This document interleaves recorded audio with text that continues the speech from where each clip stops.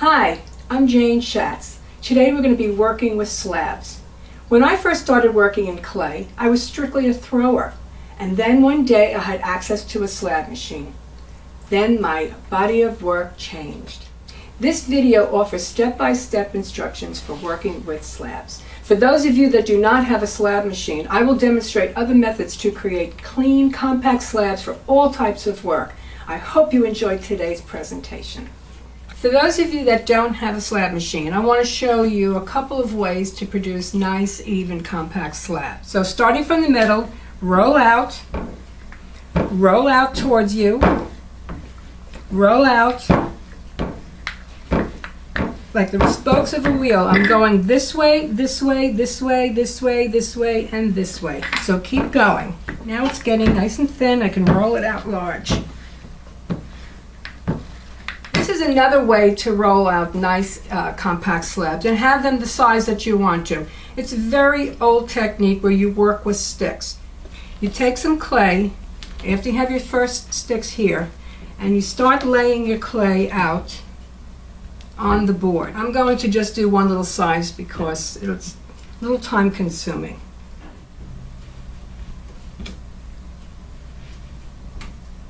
I would take a rolling pin at this point and just compress the clay down. You want to go higher than your stick.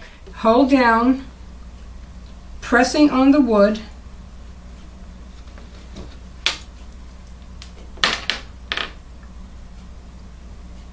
Here's one even slab. Here's a second even slab. And when you cut it,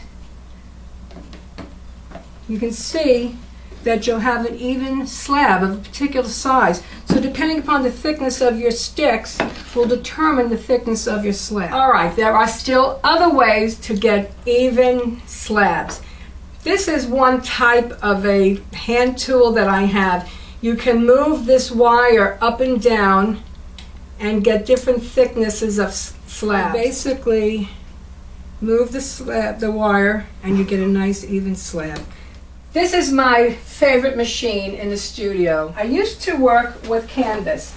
In fact, every time you buy a slab machine, you buy it with your canvas. The problem is, over the years, well, even 1 year, your canvas gets very dirty. A lot of people have different methods for cleaning canvas. They put it in the backyard with hoses, they buy new canvas, or as I did, I put it in my studio sink and I tried to wash it and then hang it to dry.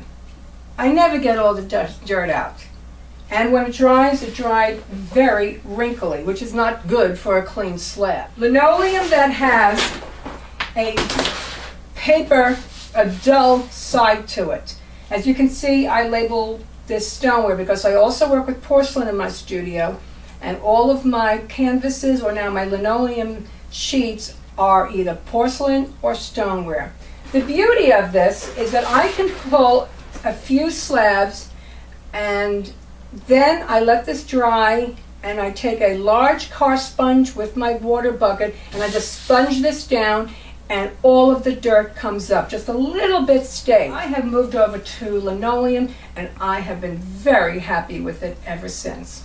Now I'm going to show you how to pull a slab and use your slab machine. I'm going to take my linoleum and I'm going to put my slab machine up at about 1 inch. On this machine you have a ruler on the inside and a gauge, and each of these turning screws raises and lowers the rolling pin. The rolling pin is made of metal with a texture on it to help move either the canvas or the linoleum through.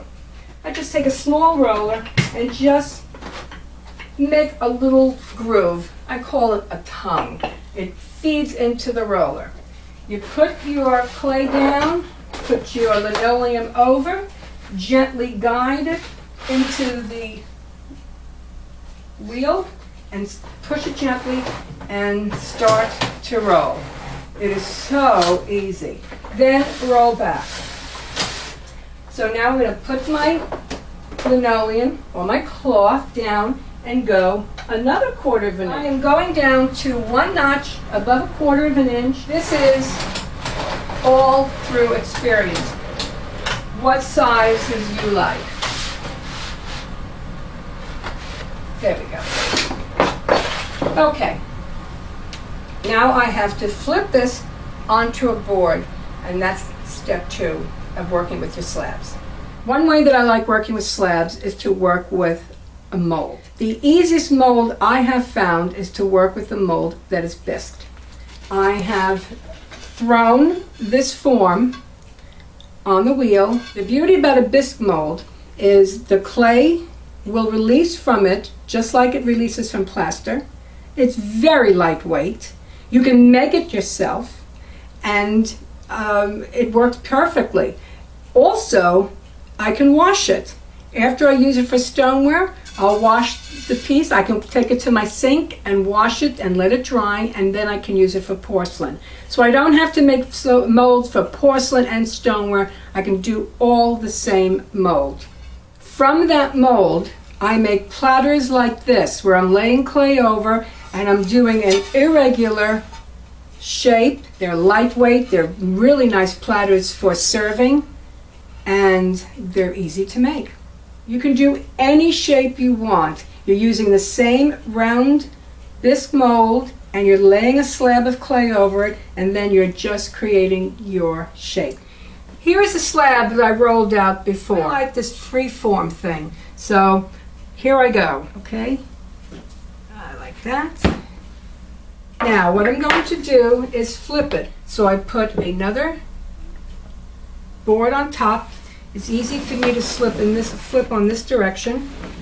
I take a little bit beyond the table so I can grab it. Put my hand underneath, brace it, and flip.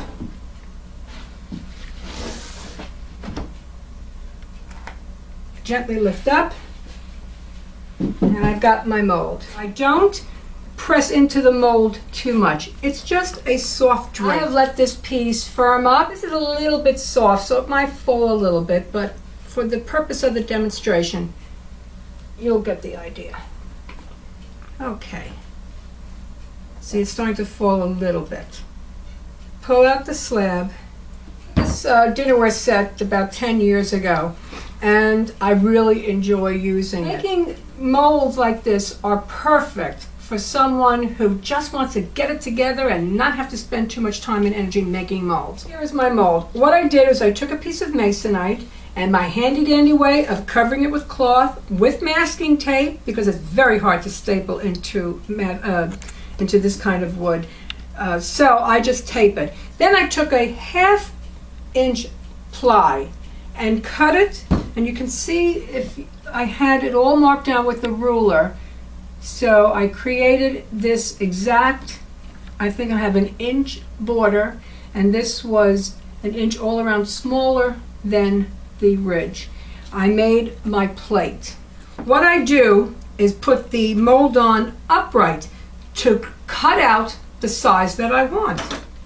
And then I outline my form.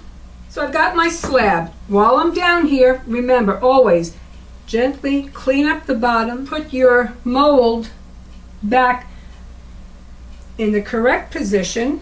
Then I'm going to flip it. I can pop it off. You can press it gently and just get a draped plate. With my hand, I'm going to go a little bit more exact. Just take another board, lift this up, clean it perfectly, and you can just pop out plate after plate after plate. Now we're going to talk about working with slabs, but working vertically. What you need to do at this point is to work with slabs that are dry enough to stand up without buckling, and yet soft enough so that you can combine them to another slab, or join pieces to itself, or put handles on it. So it becomes a little trickier. Sometimes you might need some other external support to hold up your walls while you're building your forms. So I have rolled out my slab, and now I'm going to take the template that I have and just cut out After I make the base, then I have to make my side walls. I've already laid out the slabs and they have firmed up. What we want to be left with is 2 beautiful slabs to lay the wall. Okay, I'm going to put this at that end point. Match up your angles. It works beautifully. And put this on it. So we've got a coil. You bring your piece in, you lay your coil on the inside, a juncture where the wall meets the base. Now I'm going to continue on with the other side. Pressed it, now I'm blending it, and I'm doing the other side. Keep a bunch of ribs by your side. I need a little bit firmer one to get this all blended. Okay, I've got my piece constructed. I'm going to take one hand and put it here, and I'm going to go like that. What I've got now is my form. It's even, and it's the beginning of a really nice vertical slab form. There's another way to work that. I showed you how to work with one template for the base and then just measuring the sides. But you can actually make a complete form with a template. Templates are all over the internet. Make your own. You can figure it out. When you have a form that you like how it works, you work it with paper, then put it in tag. Sometimes you take a form that you like and then just put paper around it, and you can cut out the form. You can copy it that way. But you can take paper and wrap it around the form and get the correct angle. I just want to show you a couple of templates that I put together. It's my Cup Master. It's almost like a collar. But when it gets put together, I'm just going to show you how the template looks. These give you a piece that's angular, and you can have, with this very simple form, beautiful cups. One last thing I'm going to show you today is another tray that I've been doing. This piece is a rectangle, very rigid sides, very strong sides. This piece is more free form. You roll out a slab and you create any kind of flat base you want. Just have it flat. Make it flat and then put some handles on the side, and it gets moved around the kitchen like this. I get ideas all over the place. I go to really nice stores and I look at their china section and see what is out there. I look at books.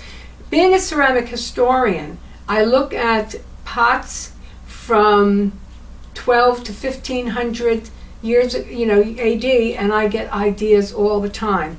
Go get your history books out, look at world ceramic books, go to my website, www.janeschatzpottery.com, and don't forget, you have free lectures in ceramic history at your fingertips. So I hope you enjoyed the presentation. I really had a great time showing you all of my new slab techniques.